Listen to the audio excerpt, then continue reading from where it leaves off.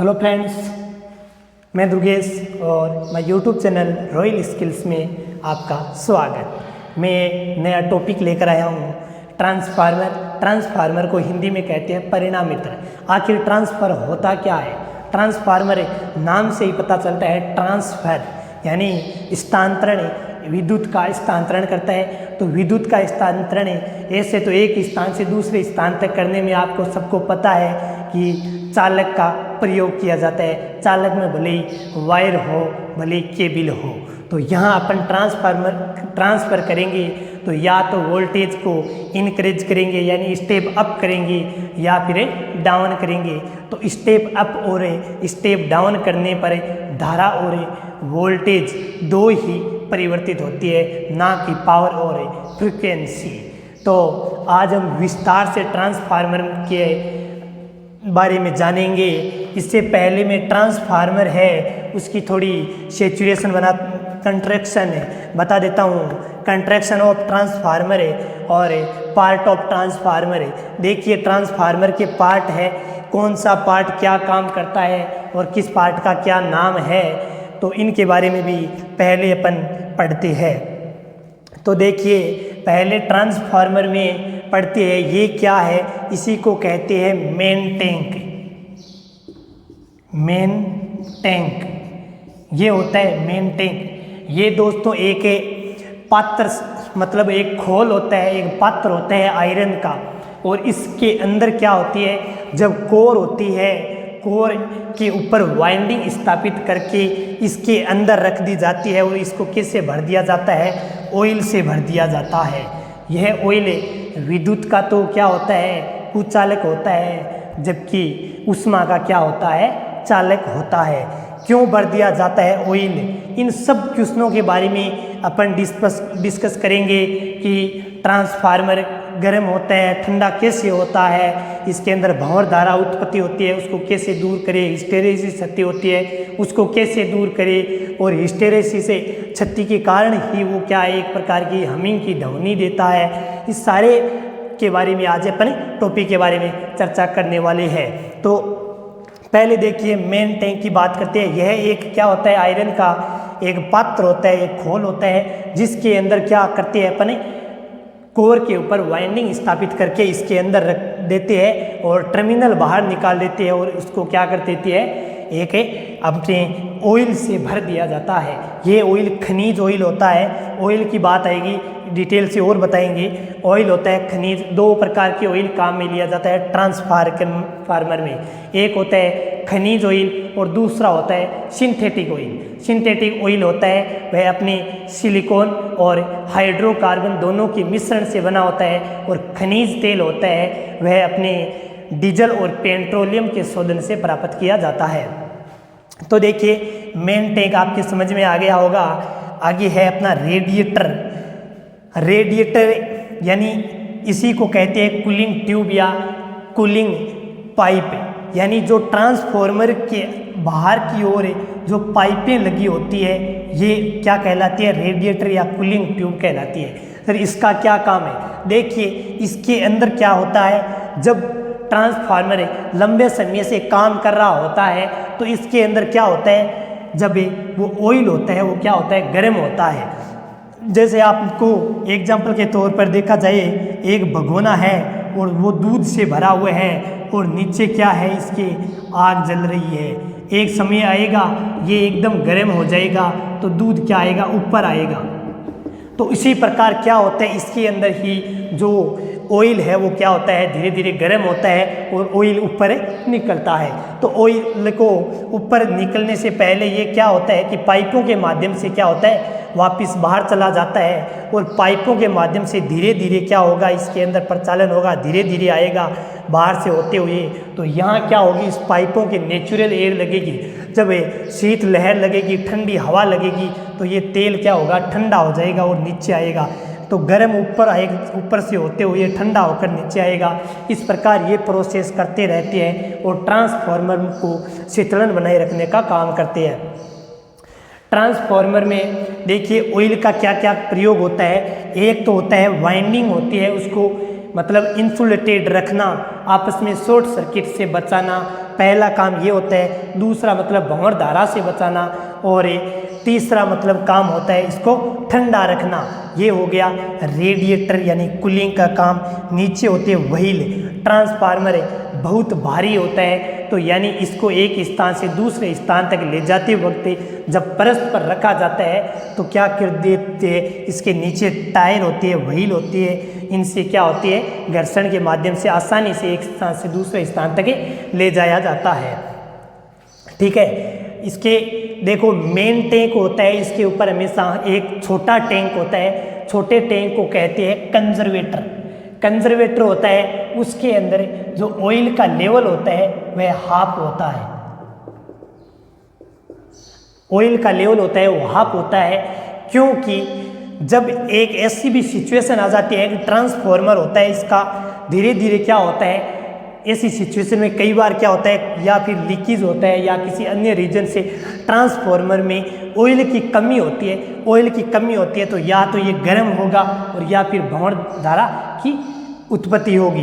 तो इससे बचने के लिए क्या होगा, इस लेवल इसके अंदर जो ऑयल भरा रहता है वह ऑयल इस पाइप के माध्यम से इसका लेवल बनाए रखेगा। मुख्य उद्देश्य कंजर्वेटर का यही होता है कि मेन टैंक है उसका ऑयल का लेवल है वो बनाए रखने का काम करती है। अगर माना जाए कि बाई चांस इसमें अधिक मतलब हीट हो जाता है, ओवरलोड हो जाता है और ये ऑयल ऊपर आता है तो पाइप के माध्यम से ये आधा जो स्तर होता है ये फुल भर जाता है।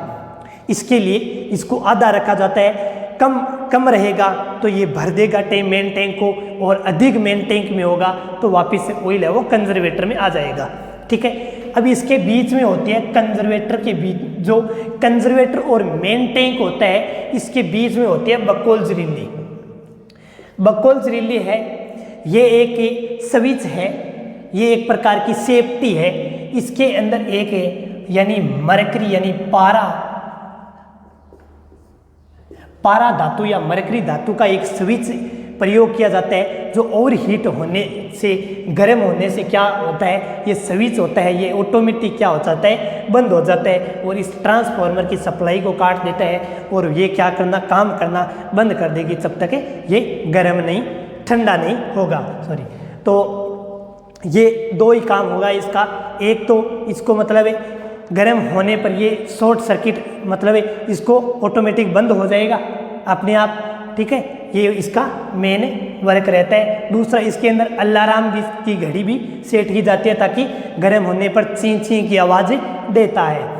दूसरा, ये आगे का पॉइंट के अंदर है बुशिंग, इसी को ब्रूस भी कहा जाता है, बुशिंग यानी टर्मिनल ये दो प्रकार का होता है, एक तो होता है HV और एक होता है LV। HV यानी हाई वोल्टेज और LV यानी लो वोल्टेज। हाई वोल्टेज यानी स्टेप क्या है, स्टेप डाउन ट्रांसफार्मर की बात हो रही है, तो इसके अंदर HV क्या है इनपुट और ये क्या है आउटपुट। तो इनपुट के अंदर क्या हो रहा है, यहाँ इनपुट में RYB आ रहा है, RYB इनपुट के अंदर आ रही है, हेवी वोल्टेज है। लो वोल्टेज के अंदर क्या लेंगे RYB ले लेंगे और एक जो टर्मिनल है ये अपन न्यूट्रल ले लेंगे। ये क्योंकि स्टार और डेल्टा में संयोजन किया हुआ है, स्टार होता है यहाँ से अपन न्यूट्रल निकाल सकते हैं। इसी के लिए यह एक मतलब प्राकृतिक न्यूट्रल उदासीन प्राप्त होता है, जबकि अपने डेल्टा के अंदर और फिर से यानी कृत्रिम के माध्यम से न्यूट्रल बनाया जाता है। नेक्स्ट पॉइंट आता है अपना एक्सप्लोजन वेंट।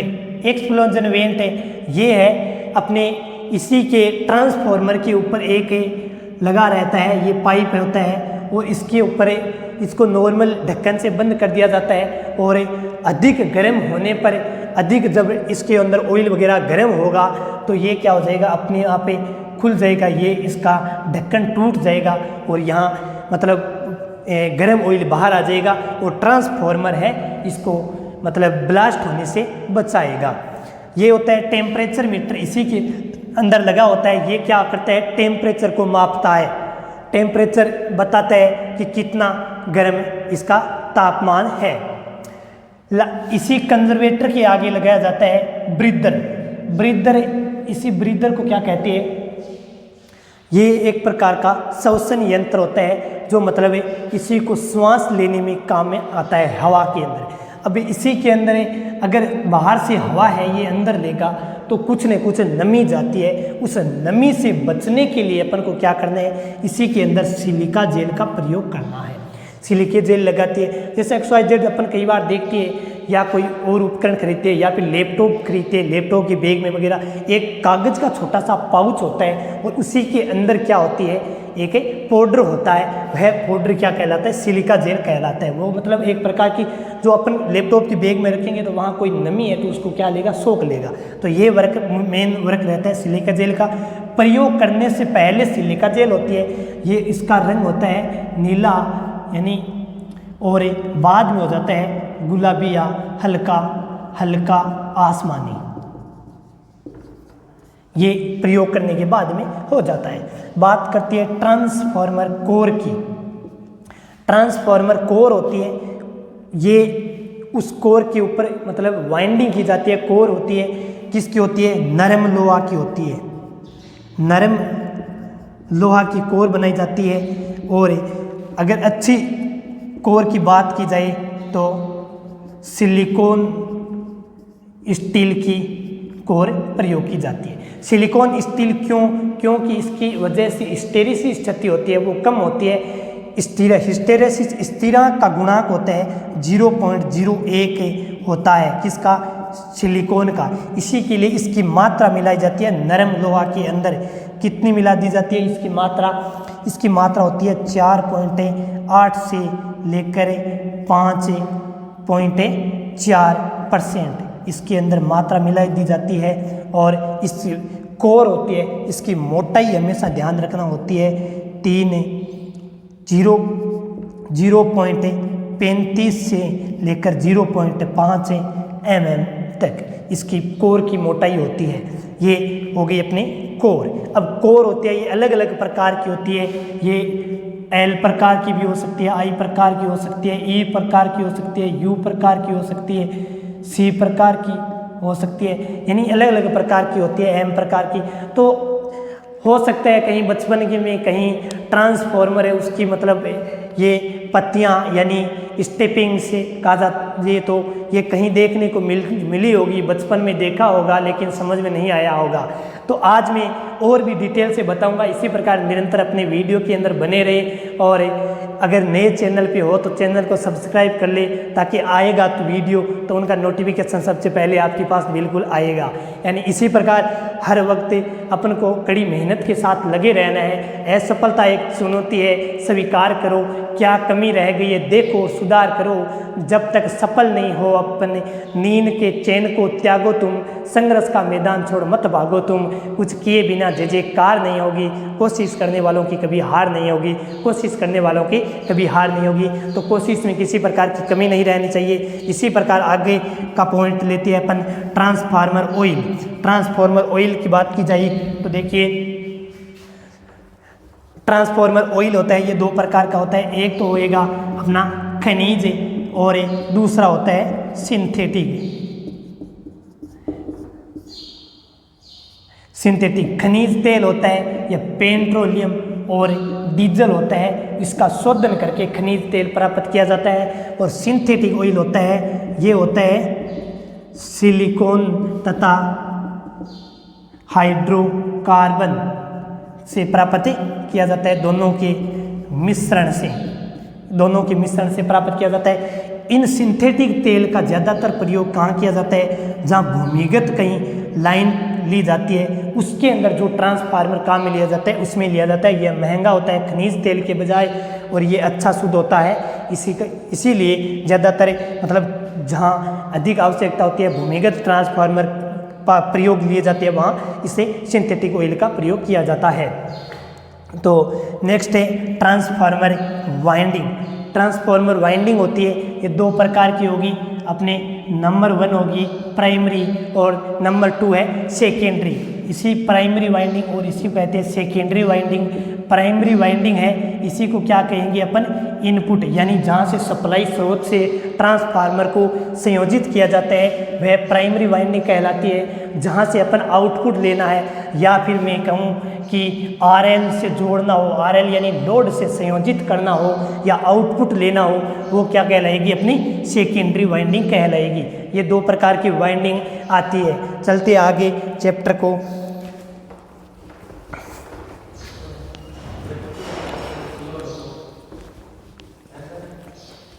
देखिए बात करता हूँ ट्रांसफार्मर की, तो नंबर 1 पहले अपन को पता होना चाहिए कि ट्रांसफार्मर है एक स्टैटिक युक्ति है, डिवाइस, इंग्लिश में बोले तो स्टैटिक डिवाइस, हिंदी में बोले तो स्टैटिक युक्ति, यानी स्टैटिक। तो फिर कुछ बच्चों का कमेंट में क्वेश्चन भी आएगा कि फिर स्टैटिक है तो ये टायर क्यों लगाई, व्हील क्यों लगाई। तो बच्चों इनको तो मतलब एक स्थान से दूसरे स्थान तक भारी होने की वजह से स्थानांतरण करने के लिए प्रयोग किया जाता है। यहाँ स्थिति का मतलब है कि इसके अंदर कोई प्रकार का मूवेबल पार्ट नहीं होता है, इसी वजह से ज़्यादातर प्रयोग किसका किया जाता है, इसी वजह से टायर है भारी होने की वजह से प्रयोग किया जाता है, बल्कि ये एक स्टैटिक डिवाइस है। नंबर 2 पॉइंट है, हमेशा ध्यान रखना, इसे युक्ति का प्रयोग कहाँ किया जाता है, ओनली फॉर AC, AC के अंदर। अब AC की डिटेल है, मैंने आपके AC थ्योरी का चैप्टर है उसके अंदर मैंने डिटेल से पढ़ाया हुआ है। अल्टरनेट करंट फुल फॉर्म में, और प्रत्यावर्ती धारा जो समय के सापेक्ष अपने मान और दिशा में क्या होती है, परिवर्तित होती रहती है, वह क्या कहलाती है, प्रत्यावर्ती धारा कहलाती है। तो AC को ये अलाउ करती है, ना कि DC को। अगर XYZ आपने DC से कहीं संयोजित कर दिया जाए तो आपको बताया हुआ है प्राइमरी वाइंडिंग होती है वह क्या हो जाएगी, जल जाएगी, और ये काम नहीं करेगा। इसी के लिए हमेशा किससे संयोजित किया जाता है, AC से संयोजित किया जाता है। 3 नंबर पॉइंट में बात करते हैं ट्रांसफार्मर की। इसी के अंदर क्या होती है, ट्रांसफार्मर में 2 वाइंडिंग होती है, ठीक है, प्राइमरी और सेकेंडरी, समझ गए होंगे, प्राइमरी और सेकेंडरी, ठीक है। अब प्राइमरी जो वाइंडिंग होती है, प्राइमरी वाइंडिंग और सेकेंडरी वाइंडिंग, ये क्या होती है, एक दूसरे से विद्युतीय रूप से नहीं, चुंबकीय रूप से जुड़ी होती है। क्या, विद्युतीय रूप से नहीं, किससे, चुंबकीय रूप से जुड़ी होती है, ठीक है।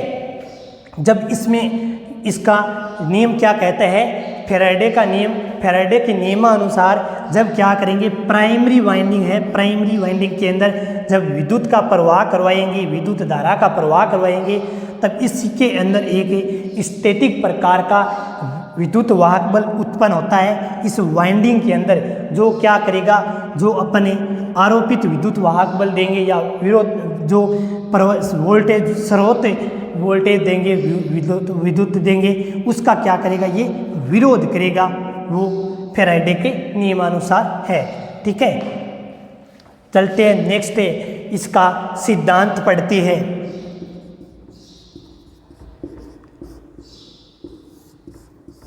इम्पोर्टेंट सिद्धांत है, देखिए काफ़ी बच्चे कंफ्यूजन रहती है कि कुछ टीचर्स होते हैं अलग मतलब सिद्धांत बताते हैं, कुछ टीचर ऐसे होते हैं जो अलग सिद्धांत बताते हैं। बल्कि मैं आपके क्वेश्चन का जवाब बता दूं कि सभी एक ही बताते हैं, कोई अलग नहीं बताता है। मैं आज सभी का एक साथ ही नाम बता देता हूं। देखिए सिद्धांत में ये काम करता है अन्योन्य सिद्धांत। कुछ क्या होते हैं, आपको 1-2 नाम बताते हैं, इसी अन्योन्य सिद्धांत है, उसी को क्या कहते हैं, सहप्रेरण, सहप्रेरण है। और इसी को क्या कहते हैं, पारस्परिक प्रेरण, और इसी को ही क्या कहते हैं, म्यूचुअल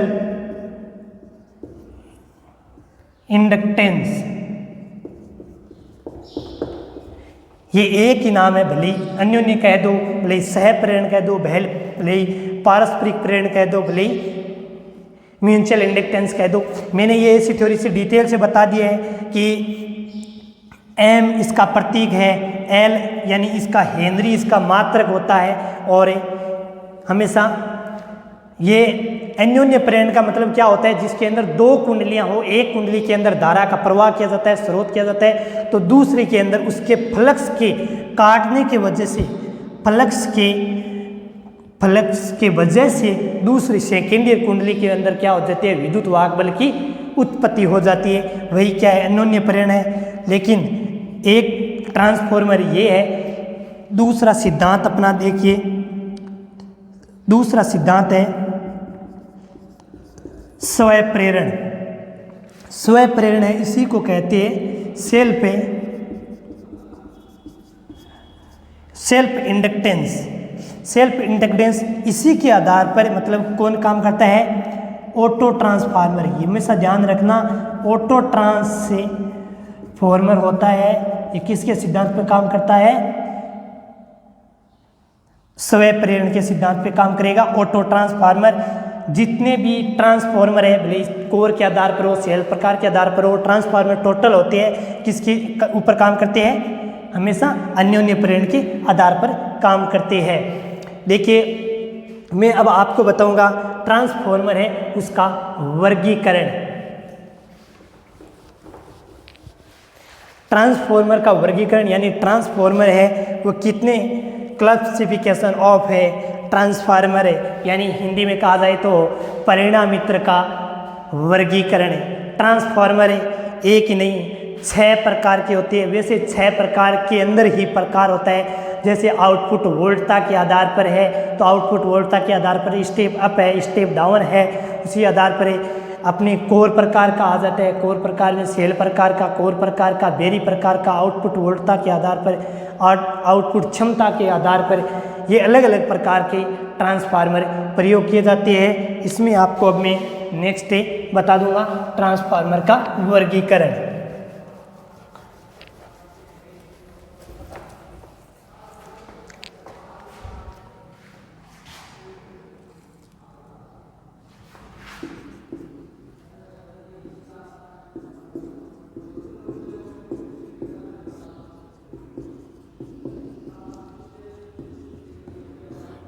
परिणामित्र का वर्गीकरण, आउटपुट वोल्टता के आधार पर, यानी नंबर 1 होता है अपचायक और 2 नंबर होता है उच्चायक। इसी को इंग्लिश में क्या कहते हैं, स्टेप डाउन ट्रांसफार्मर है, और ये होते हैं स्टेप है अप ट्रांसफार्मर।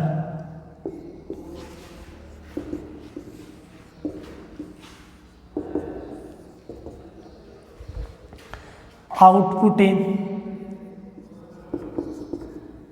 कोर के आधार पर, कोर के आधार पर ट्रांसफार्मर देखिए क्या कौन कौन से होते हैं। नंबर 1 कोर प्रकार का ट्रांसफार्मर, ठीक है। नंबर 2 सेल प्रकार का ट्रांसफार्मर, और नंबर 3 आ जाता है अपना बेरी प्रकार का ट्रांसफार्मर, ठीक है। आगे आता है नंबर 3 फेजों की संख्या के आधार पर ट्रांसफार्मर। इसमें आता है number 1 single phase,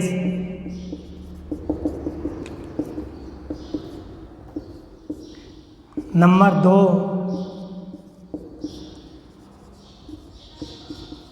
3 phase transformer. Single phase transformer जितने भी अपने घरेलू उपकरण होते हैं उसी के अंदर सिंगल फेज ट्रांसफार्मर का प्रयोग किया जाता है।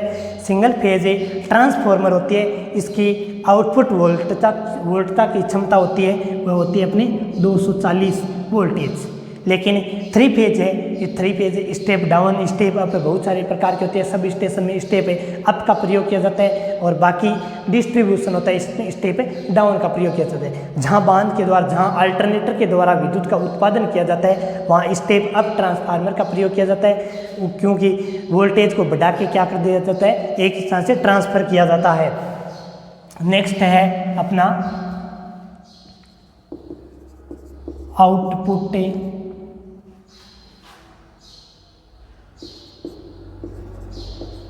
क्षमता के आधार पर, आउटपुट क्षमता के आधार पर 4 नंबर की बात हो रही है। एक तो हो जाएगा अपना ऑटो ट्रांसफॉर्मर और दूसरा होता है इनमें इंस्ट्रूमेंट ट्रांसफॉर्मर। इंस्ट्रूमेंट ट्रांसफॉर्मर होता है, ये 2 प्रकार के होते हैं। एक के अंदर आएगा अपना CTPT, कहीं सुना होगा GSS के अंदर है, GSS है यानी ग्रिड सब स्टेशन है, उसमें CTPT ट्रांसफार्मर होता है जो एमीटर और वोल्टमीटर प्रयोग करके उसमें लगाया जाता है। वो क्या करते हैं, धारा और वोल्टेज आता है उसको मेजर करने के लिए प्रयोग किया जाता है, वहाँ लगाई जाती है GSS के अंदर।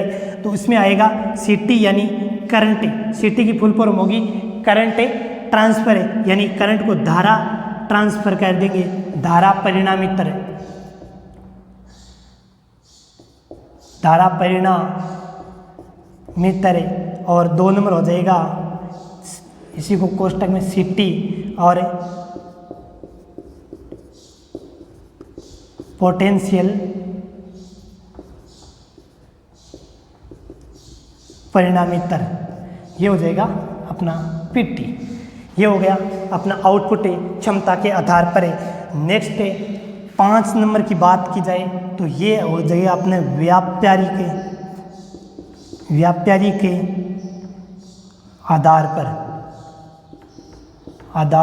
पर ट्रांसफॉर्मर।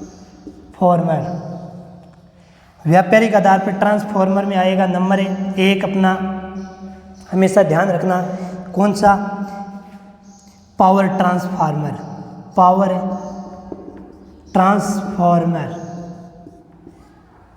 ट्रांसफार्मर होता है, इनका प्रयोग कहाँ किया जाता है, इसी को हिंदी में कहा जाए तो पारेषण, यानी एक प्रकार का स्टेप अप ट्रांसफार्मर होता है और इसका संयोजन होता है, किस में होता है, स्टेप अप का संयोजन होता है, जो डेल्टा के अंदर इसका संयोजन होता है, डेल्टा में इसका संयोजन होता है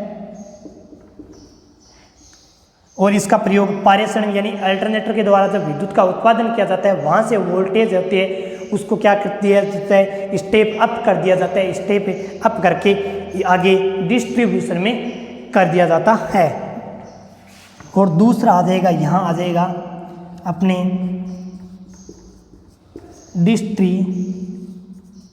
डिस्ट्रीब्यूशन ट्रांसफॉर्मर। डिस्ट्रीब्यूशन ट्रांसफॉर्मर को हिंदी में कहते हैं वितरण ट्रांसफार्मर। हिंदी में डिस्ट्रीब्यूशन का हिंदी में वितरण है और इसी का प्रयोग वितरण का होता है वो डेल्टा स्टार में होता है, डेल्टा स्टार के अंदर, क्योंकि इनका प्रयोग कहाँ होता है, GSS वगैरह में जहाँ न्यूट्रल की आवश्यकता होती है वहीं भी होता है। इसका संयोजन हमेशा स्टेप डाउन में, स्टेप जो अपने स्टेप डाउन होता है तो स्टेप डाउन के अंदर डेल्टा टू स्टार हो जाएगा। नेक्स्ट आ जाएगा 6 नंबर, ये हो जाएगा स्थापना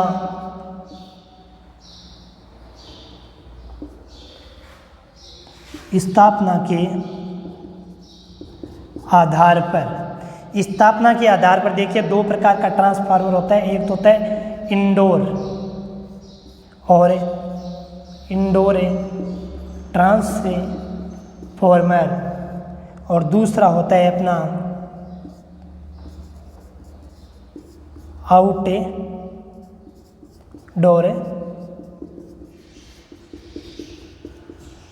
transformer. Outdoor transformer, indoor transformer. Indoor यानी ऐसे स्थान जहां अंदर रखने की यानी अंदर रखने की व्यवस्था, वो छोटे ट्रांसफार्मर होते हैं जिसको अंदर रख सकते, सुरक्षा होती है अंदर की, और उसको इंडोर कहते हैं, यानी और बड़े ट्रांसफार्मर जो उपकेंद्रों में लगाए जाते हैं या जीएसएस केंद्र होते हैं पावर में होते हैं, वह आउटडोर ट्रांसफार्मर कहलाते हैं, जो बाहर रखे जाते हैं। ये हो गई इंडोर और आउटडोर। तो ये अपन पढ़ लिया इसका परिणाम मित्र का वर्गीकरण, यानी classification of a transformer, classification of transformer है।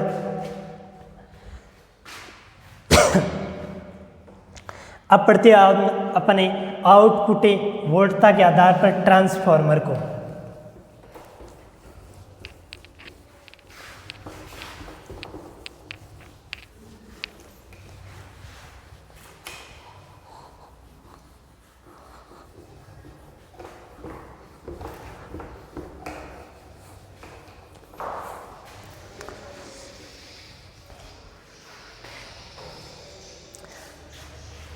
देखिए आउटपुट